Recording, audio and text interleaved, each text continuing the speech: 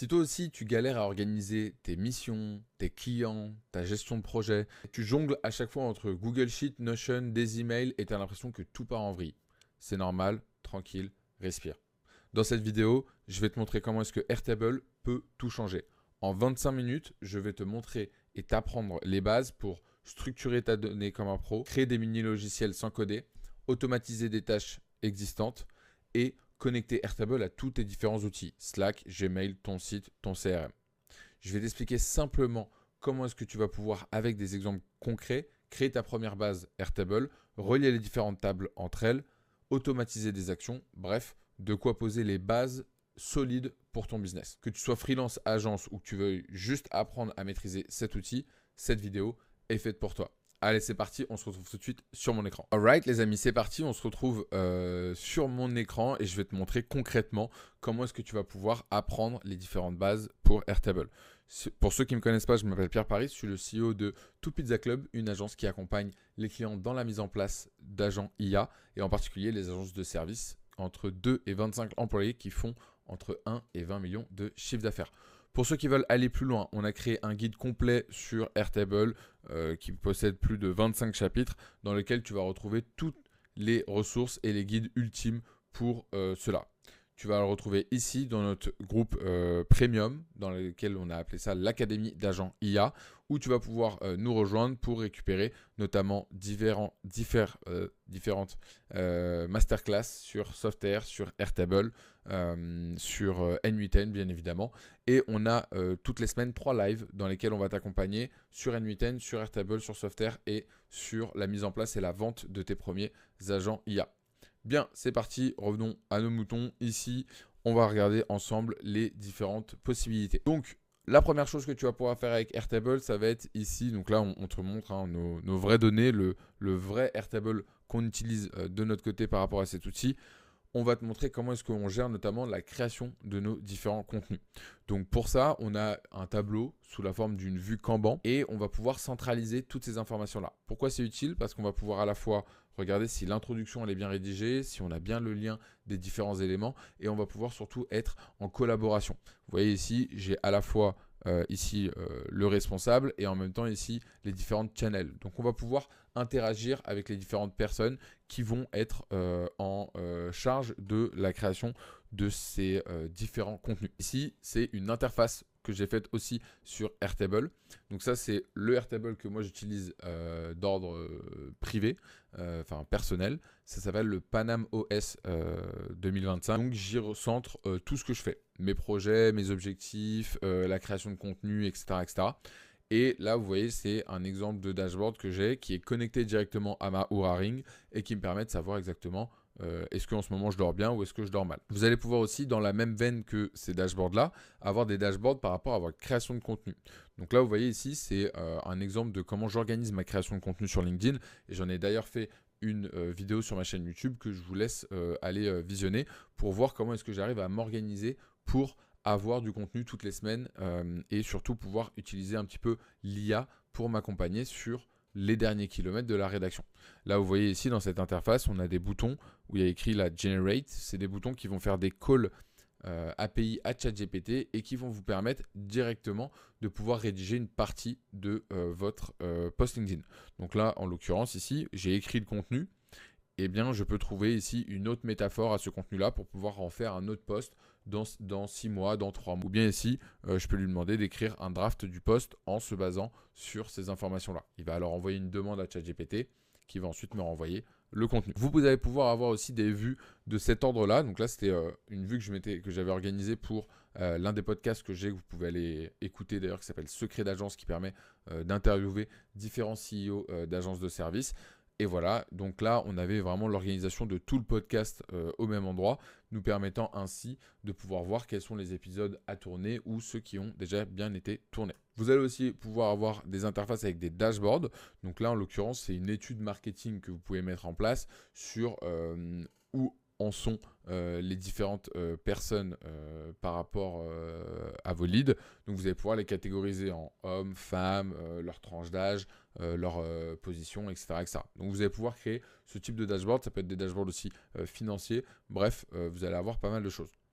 Et là, je vous ai mis l'exemple. Donc ça, c'est un exemple repris de la team Airtable où vous allez avoir en fait l'ensemble des feedbacks, par exemple, d'une équipe marketing. Il faut savoir que Airtable, c'est un outil qui est spécialisé dans toutes les équipes Ops, marketing et sales au sein des entreprises du CAC 40 ou qui sont des grosses entreprises. Ce qu'on va voir ensemble maintenant en détail, ça va être les bases de données, les types de colonnes dans Airtable, les différentes vues, les applications, les interfaces et comment partager son travail. À la fin de cette vidéo, vous allez être capable de créer des bases de données, connecter vos applications à vos bases de données et de réaliser une interface avec vos données. La première chose qu'il faut comprendre avant de rentrer en détail dans Airtable, c'est les différentes bases de données. Une base de données, elle est structurée d'une manière différente qu'un simple tableur sur Excel. Vous allez avoir 3 types de relations entre vos bases de données.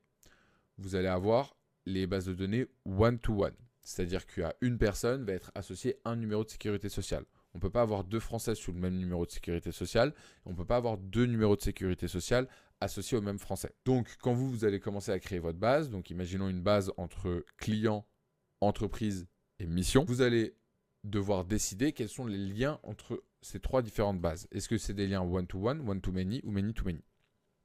Le deuxième lien qui existe, c'est one-to-many, c'est-à-dire à un client, on peut avoir plusieurs commandes, ou bien à un client, on peut avoir plusieurs missions. Et enfin, le dernier, c'est many-to-many, et là, on va avoir à plusieurs acteurs, peuvent être associés plusieurs films. Donc là, en l'occurrence, ça peut être à plusieurs, on peut avoir une mission qui va être reliée à un client, et par contre, on peut avoir un client sur lequel on va relier plusieurs missions. La différence avec un tableur. Globalement, à gauche, vous avez l'exemple d'un Google Sheet que j'ai fait rapidement, et j'ai essayé de juste le copier-coller dans un Airtable sur ma droite. Donc, vous voyez, à droite, on a une vue tableau d'un Airtable. Ce qui s'est passé, c'est qu'à gauche, dans le tableur, le problème, c'est que tout le monde peut un peu faire sa vie. Et donc, tout le monde peut écrire différents types d'informations dans les différentes colonnes. Alors qu'à droite, vous allez voir, c'est strict. Vous voyez ici, les mails, c'est un type de données qui est email. C'est-à-dire que si l'information qu'on va lui copier, en l'occurrence ici, je ne sais pas, que j'avais écrit d'un point de vue texte, il ne va pas l'accepter parce qu'il n'y a pas d'arrobase, parce qu'il n'y a pas de point et parce qu'il comprend que ce n'est pas un email. Donc, il ne va pas nous permettre de remplir cette case-là. Dans la partie date, c'est pareil. Vous voyez ici, on n'a pas les mêmes types de dates et donc, il y a un format qui ne passe pas. Et le prix, même chose. Là, vous voyez ici, je l'avais mis en dollars. Or, dans la catégorisation et dans le paramétrage de cette colonne, j'ai indiqué que je voulais que ce soit des euros. Donc, il va mettre des euros sur toute la colonne. Ça va effectivement, et j'anticipe vos questions que vous êtes en train de vous poser, ça va effectivement poser problème quand on va être dans de la gestion data d'une entreprise avec plusieurs currencies. Mais pour ça, il y a d'autres moyens de pouvoir le gérer. Quand vous êtes dans Airtable, au bout d'un moment et que vous allez avoir beaucoup de relations entre vos différentes tables, ça va être intéressant de pouvoir comprendre quelles sont ces différentes relations. Vous allez, comme je vous ai expliqué tout à l'heure, avoir des relations entre les différentes tables. Donc là, vous voyez par exemple, les prospects ont une relation avec les projets. Mais vous pouvez aussi avoir des relations à l'intérieur des tables. Donc par exemple, des sommes, par exemple, retrouver les différents montants, etc., etc. Donc là, par exemple, dans finance, on va avoir donc les factures qui vont être reliées à de la finance et ces finances, elles vont être reliées à projet. Ce qui va nous permettre potentiellement, si on a plusieurs factures, d'avoir la somme totale du projet par client en récupérant les différentes informations qui sont ici. Donc en l'occurrence ici, on va réaliser ce qu'on appelle un roll-up, c'est-à-dire qu'on va réaliser une action basée sur la somme des factures qui sont reliées à ce projet. Et donc on va venir lui dire, parmi tous les records qui sont reliés à ce projet-là, je veux que tu viennes me faire la somme sur les prices des factures qui sont en statut payé. Et donc là, vous commencez à comprendre un petit peu et à affiner l'intérêt d'avoir une base de données relationnelle. Les types de colonnes, comme je vous en ai parlé tout à l'heure, là je vous ai mis un petit peu de manière générale tous les types de colonnes qu'on va retrouver dans Airtable. Je vais les passer rapidement en revue. IA, globalement, c'est le fait de pouvoir faire un appel à ChatGPT en se basant sur du texte. Link another record, c'est ce dont on vient de parler en début de vidéo, savoir la relation entre les différentes bases de données. Ça, c'est une ligne de texte. Ça, c'est un texte, mais qui va être un petit peu plus grand et qui va nous permettre de faire ce qu'on appelle de language text, c'est-à-dire faire un petit peu, vous savez, les bullet points, les listes, etc., mettre en gras, etc. Les documents, une checkbox, tout simplement. Ça va être la possibilité de mettre des tags sur votre record. Donc, par exemple, si on a un post LinkedIn qui parle de finance et de productivité, on va pouvoir mettre le tag finance et le tag productivité. Ce qui fait qu'après, dans notre base de données, quand on va rechercher tous les posts LinkedIn qui parlent par exemple de productivité, ce post-là va pouvoir ressortir. Single select, ça va être par exemple où on va avoir le même principe que ce que je viens de vous expliquer, mais où on peut en avoir qu'un seul. Donc c'est par exemple pour les to-do, on peut avoir qu'un seul statut. On ne peut pas avoir et to-do et en cours. User, donc c'est la personne qui a modifié ou créé le record. La date, enfin non, le user, on va juste assigner un user qui va être connecté à cette base de données. Ici, on va les create by et last modified by. Là, par contre, ça va être le dernier user qui a créé cette ligne et le user qui a modifié cette ligne en dernier. Là, quand vous êtes des grosses équipes, ça peut être très intéressant d'utiliser ça. Et ça peut être aussi des déclencheurs d'automatisation. Dès lors que le CEO modifie cette ligne, alors envoie une notification à l'équipe marketing pour voir quelles sont les modifications qu'il a réalisées, pour ne pas se faire virer. La date, pareil, le téléphone, ok, email, ok, URL, ok, nombre, currency, percentage, la durée. Donc tout ça, vous allez pouvoir le modifier, mettre en euros, mettre n'importe quel, le nombre de chiffres après la virgule que vous voulez mettre, etc. Le rating, des formules. Donc ça, ça va être une colonne qui va être extrêmement utile pour vous parce que les formules, vous allez pouvoir faire plein de choses avec. Vous allez pouvoir remplacer du texte par un emoji, vous allez pouvoir faire des calculs sur des dates. Donc par exemple, moi dans ma base de données LinkedIn, j'ai fait un calcul sur le compteur de jours à partir duquel j'ai publié le contenu, ce qui fait qu'après j'ai une vue de ma base de données qui me permet de ressortir tous les contenus qui ont été publiés il y a plus de 120 jours pour pouvoir les réutiliser, etc. etc. Rollup, donc ça je vous en ai parlé, ça vous permet de faire des calculs sur des records qui sont reliés à votre base de données. Count, ça vous permet de compter le nombre de records qui sont liés à votre base de données. Lookup, ça vous permet de récupérer une information d'un record qui est dans une autre table. Donc par exemple, si vous êtes dans votre table projet, que vous avez relié un client, et qu'en reliant ce client, vous avez juste son nom et son prénom, ça peut être intéressant dans la table projet d'aussi voir son email pour pouvoir plus facilement lui envoyer des emails. Donc là, vous allez pouvoir faire un lookup du record relié à ce client-là qui va vous permettre donc du coup de l'afficher cet email-là dans ce Airtable en question. Create time, last modified time, on n'a pas besoin de faire de commentaires. AutoNumber, c'est une colonne qui permet de numéroter toute la création de ces lignes que vous allez faire dans votre base de données. Si vous supprimez, par exemple, on crée 3 lignes, on a 1, 2, 3, on en crée une quatrième. Cette quatrième ligne, on la supprime et on crée une autre ligne. Cette nouvelle ligne va être la cinquième. Donc on va avoir 1, 2, 3, 4, 1, 2, 3, 5 et non plus le 4. Barcode, donc ça vous permet d'avoir un QR code pour toutes les personnes qui utilisent Airtable sur de la logistique, ça peut être très intéressant. Et bouton, c'est littéralement un bouton que vous allez pouvoir avoir dans votre base de données qui va vous permettre d'être relié du coup à un URL et donc d'accéder directement à un espace. Ça peut être intéressant sur, je regarde si dans les interfaces que je vous ai montré tout à l'heure, voilà, ici, vous voyez, là, ça c'est un bouton créé dans l'interface qui reprend l'URL de mon post LinkedIn et qui me permet de l'afficher. Et j'en ai pas d'autres ici à vous montrer, non. Voilà, donc les boutons, c'est intéressant aussi. Comme je vous disais, dans la partie ici, dans celui-là formule, vous avez ici un Airtable que je vais vous partager en lien de cette vidéo qui s'appelle Formula Playground et qui vous permet de comprendre et d'apprendre toutes les différentes formules qui vont être à votre disposition sur Airtable. Donc là, on a toutes les fonctions et les opérations. On va avoir des textes, on va avoir des fonctions logiques, numériques sur la date, regex. Regex, ça va vous permettre de modifier du texte en fonction de certaines expressions. Et donc là, ici, vous avez à chaque fois le type de la fonction, donc le nom qu'il va falloir utiliser dans la fameuse colonne formule, le type de cette fonction, la description et un exemple. Je vous laisserai regarder en détail cette partie-là. Bien. Ensuite, les différentes vues. Donc ça, c'est un petit peu l'intérêt global de Airtable, c'est que vous allez avoir un tableau. Donc vous voyez ici, ça c'est la partie grid, donc c'est le tableau.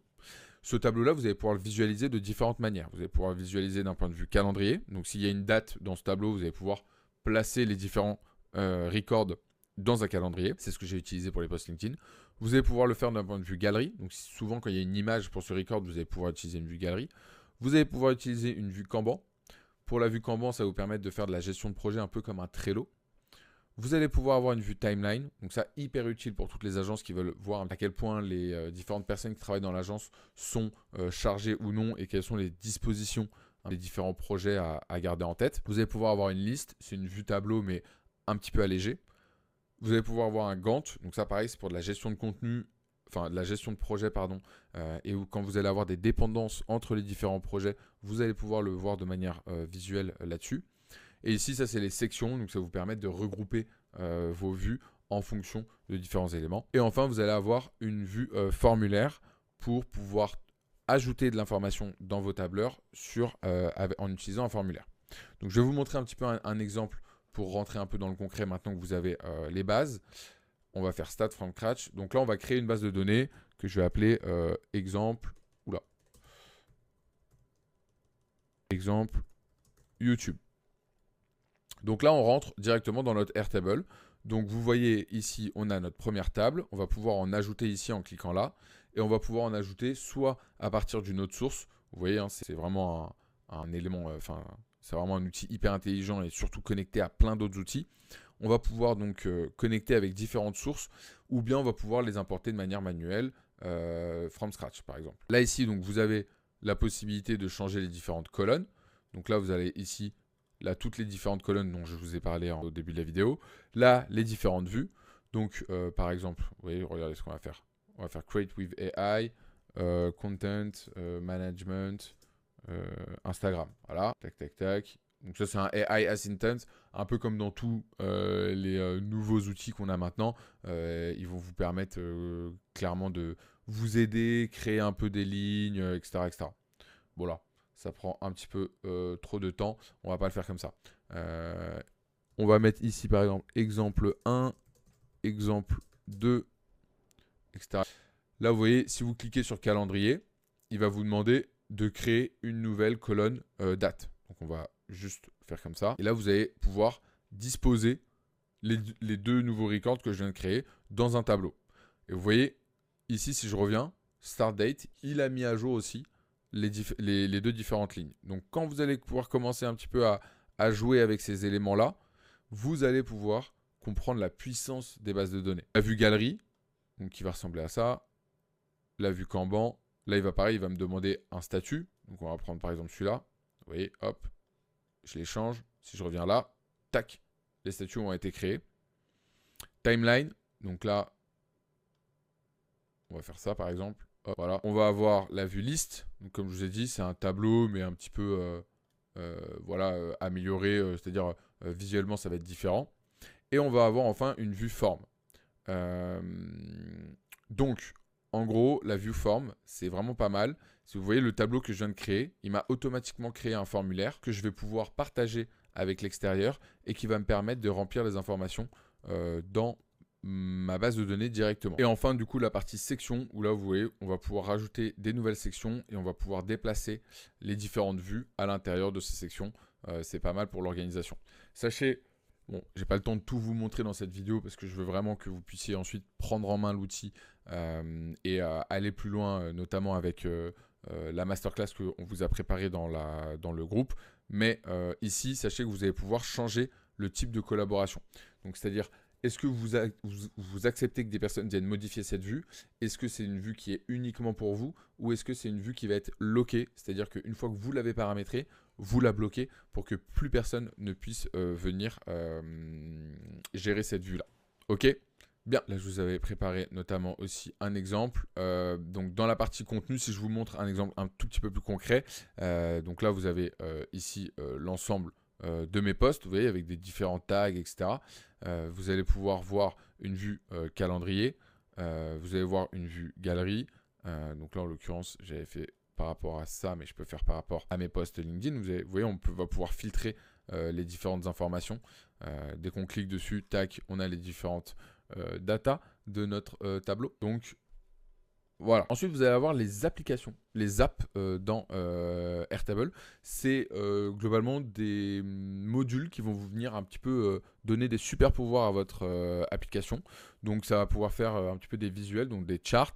Vous allez pouvoir faire les schémas que je vous ai montrés, notamment les schémas de base de données. Vous allez pouvoir faire des imports de CSV. Alors ça, c'est incroyable.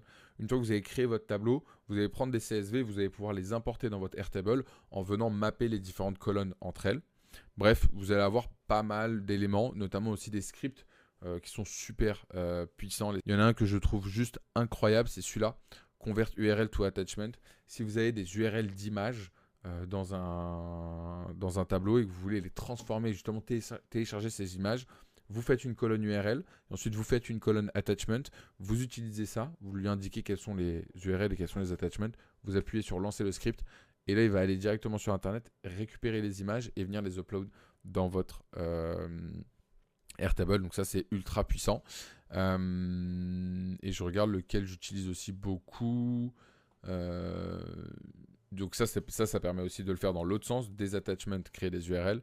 Et le Find and Replace, ça c'est un classique de Google Sheet ou de Excel que vous avez tous forcément déjà utilisé dans votre vie. En plus de ce que vous avez donc déjà vu, vous allez pouvoir aussi créer des interfaces. Donc pour créer les interfaces, on va se retrouver ici, interface, et donc là on va pouvoir faire Start Building. Vous allez faire ça, Next, et là il va vous proposer du coup des exemples d'interfaces que vous allez pouvoir utiliser pour pareil manipuler et visualiser votre donnée à votre guise pour pouvoir vraiment faire quelque chose de manière très collaborative, très visuelle et qui donne envie d'être utilisé. Donc ça c'est super fort. Donc là par exemple je vous ai mis un exemple d'interface. Donc c'est en l'occurrence un formulaire que j'ai créé sous la forme d'une interface où dès que je travaille de manière profonde sur un projet, je store ça pour la puissance et la profondeur de mes sessions de flow. Quand vous allez vouloir partager votre travail, vous allez avoir plusieurs possibilités. Les formulaires, les différentes vues que vous allez pouvoir partager. Donc là, en l'occurrence, ici, vous voyez, je peux venir ici faire un shared view et venir ensuite en navigation privée pour vous montrer que je ne triche pas. Partager à l'extérieur cette vue que vous allez pouvoir mettre sur votre site internet, sous un post LinkedIn, etc., etc. Vous allez pouvoir partager donc votre contenu avec l'extérieur. Bon, ceux qui sont familiers avec Notion, vous allez vous dire, ok, c'est pas incroyable parce que ça existe déjà. Oui, mais en l'occurrence, de pouvoir le faire sous des bases de données comme ça, c'est assez intéressant. Vous allez avoir aussi les interfaces. Alors attention, après, les interfaces, vous n'allez pas pouvoir les partager avec tout le monde pour qu'ils puissent venir les éditer. Il va falloir aussi avoir des droits de permission et vous allez payer des licences. Ensuite, vous allez pouvoir aussi partager votre travail avec des logiciels comme Softair, Lovable, où vous allez en fait utiliser Airtable comme base de données, comme back-end, pour ensuite utiliser une application qui va mettre en avant votre travail et pouvoir être communiqué de manière collaborative. Pour ça, nous on l'utilise dans notre agence pour communiquer avec nos différents clients sur comment est-ce que la mission avance, où est-ce qu'on en est, où sont les factures, comment est-ce qu'ils peuvent prendre un rendez-vous avec nous, etc. Enfin, dernière chose hyper intéressante, c'est les automatisations. Donc les automatisations, elles vont vous permettre de faire énormément de choses à l'intérieur de Airtable et c'est des choses qui sont gratuites. Donc ça va vous permettre d'envoyer des emails en fonction des statuts, ça va vous permettre de commencer la rédaction d'un content à partir d'un statut en utilisant ChatGPT. Bref, vous allez retrouver tout ça en détail ici dans la partie automatisation et vous allez voir que vous allez pouvoir déclencher beaucoup d'éléments à partir de ce qu'on appelle des triggers. Donc là, on va même encore plus loin, on va moins loin qu'avec N8N, mais on va tout de même assez loin dans la génération d'éléments. Vous voyez, vous avez déjà des outils que vous allez pouvoir connecter très facilement pour pouvoir commencer vos premières automatisations avec Airtable. Bien, c'était la dernière slide de la présentation. J'espère que cette vidéo vous a plu les amis. Si vous voulez nous rejoindre et aller beaucoup plus loin sur Airtable, on a mis en place une masterclass ensemble dans la communauté. Je vous mets le lien en description pour nous rejoindre. Et puis, on se dit à très vite dans la prochaine vidéo. Allez, ça part.